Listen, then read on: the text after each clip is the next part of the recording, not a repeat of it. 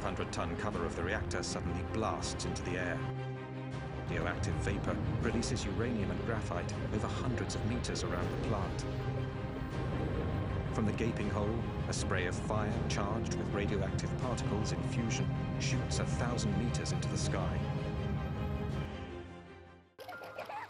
While children are still out playing in the squares, Colonel Grebenyuk's men spend the day taking the first readings of radioactivity in the city. In those days, radioactivity was measured in units called rongens. Normal atmospheric level is about 12 millionths of a rongen.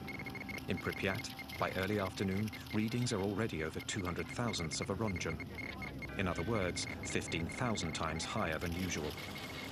By the evening, the level has shot up to 600,000 times above normal. For Pripyat's 43,000 inhabitants, life goes on as usual.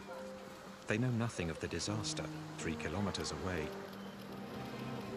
The information we got was that everything was sound, including the reactor.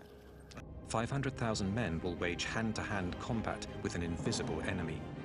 A ruthless battle that has gone unsung, which claimed thousands of unnamed and now almost forgotten heroes. Yet, it is thanks to these men that the worst was avoided. A second explosion, 10 times more powerful than Hiroshima, which would have wiped out half of Europe. This was kept secret for 20 years by the Soviets and the West alike.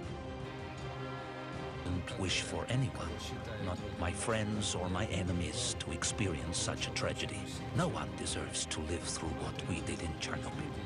We're all human beings, and no one deserves that. The inhabitants of the city of Chernobyl, 7 kilometers from the plant, are evacuated.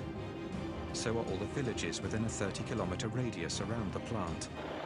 This is the true story of the Battle of Chernobyl.